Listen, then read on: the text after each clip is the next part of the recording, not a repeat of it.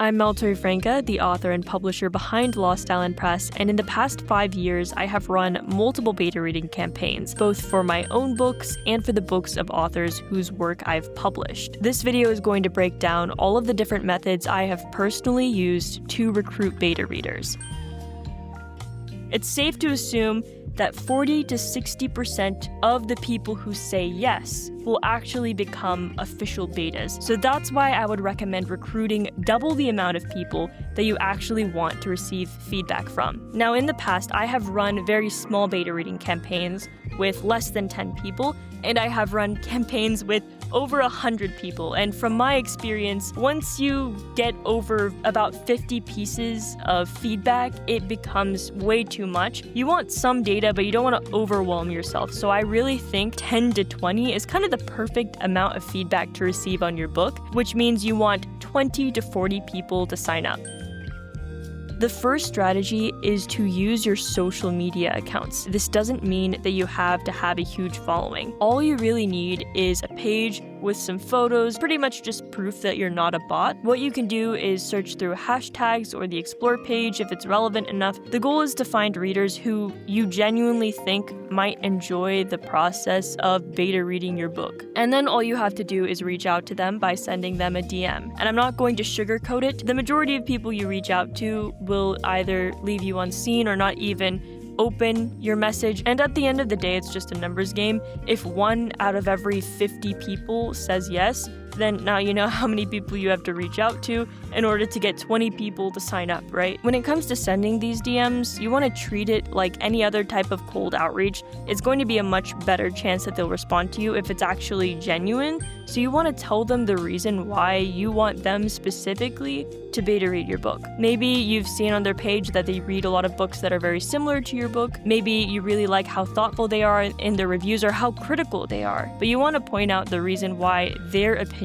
matters. It's also worth noting that not every reader knows what beta reading is. So I also recommend that when you send that DM, you also send them an information sheet about your book. There are a few points that I recommend including on it, and I'm just going to reference them here. So the first is to explain what beta reading is, and then you want to mention what is expected of them as well. State how long the reader will have to read the book and complete the survey if you have a survey. I recommend 3 to 5 weeks in total, and then of course you want to share some information about your book as well. So the cover, if you have it, the release date, if you have that too, the genre, and a brief description of the story. That's very important. Don't do a full blurb. And then it's also good to point out how long the book is. So you could say it's about the same length of The Hunger Games. I actually copy-pasted the beta reading campaign that I did for Memory Minefield, which was a book that I published a couple of years back. Thank you for your interest in beta reading my young adult mystery novella, Memory Minefield, which will be released publicly on January 1st,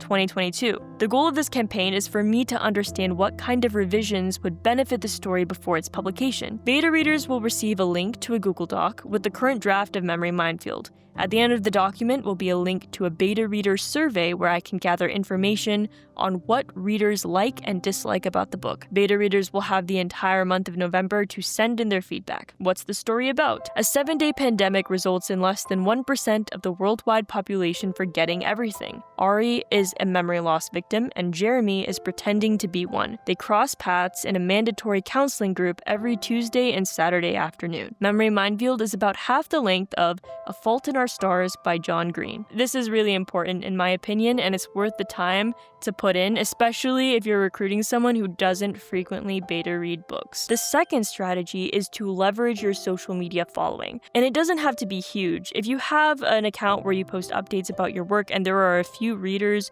who follow you, or you have some writer friends who you think would be interested in your work, you can reach out to them and you already have a personal connection with them. I do want to say that a big reason why a lot of people don't reach out to certain people to ask to be beta readers is this mindset that if they are a beta reader, then they're not going to be a customer in the future. That scarcity mindset is the same reason why authors might be afraid to give away free copies of their book, but it is all about reach. If that beta reader spreads the word about your book, that's even better. If you have 10 writer friends and you really, really want 10 beta readers, then reach out to them. Don't feel like you are cheating your future self because they're not going to read the final version. That's just my opinion on the matter. Do what feels comfortable for you, but just be real with yourself about why you're not utilizing your current network right now, because that could potentially be a landmine of people who really truly want to help you out and would give amazing feedback on your book. But let's say you have a larger audience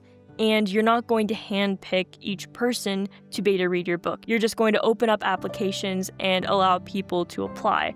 This is something that I started doing I can't remember how long ago, but once my YouTube channel had grown to a certain size. It's going to be a much smaller conversion rate because you're not reaching out to them personally and telling them why you would like their opinion, but it can save a lot of time if you do have that audience. And I put together kind of a step-by-step for how to do this. So the first is to create a Google form to collect signups. You're going to ask them for their name, for their email. You're also going to put all of the beta reading information in there. If you're reaching out to people personally, you'll send them a link or a PDF. In this case, you can add text blocks in the Google form that say all of the stuff I mentioned earlier, like the book cover, release date, description of the book, yada yada, all that stuff. So this just streamlines the whole process because all you have to do at this point, once you have that form set up, is just make an announcement, make a video on your channel, post it on your Instagram story, send it to your email list, wherever you want to distribute that, and just have a link to that Google form. So learn more and apply here, have the link, boom, you're ready to go,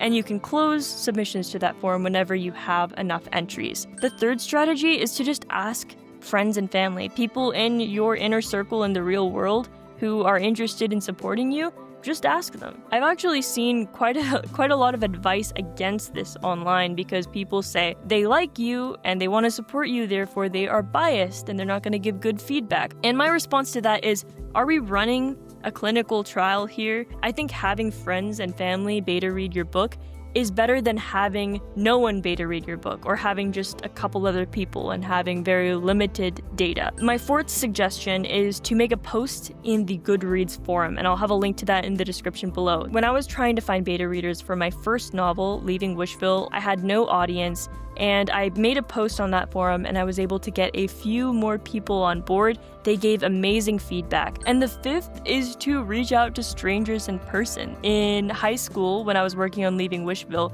I had seen some kids around school reading, and I straight up just asked them. I got one no, which was rough.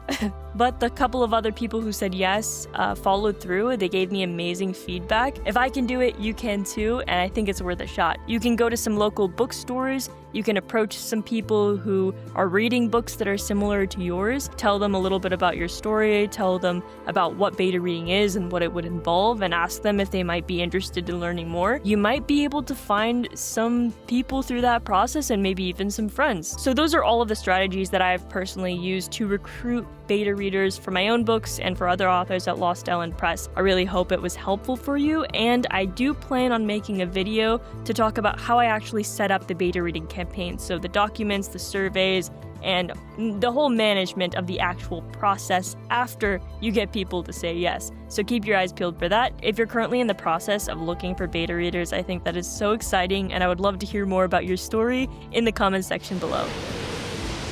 Lost Island Press. Get lost.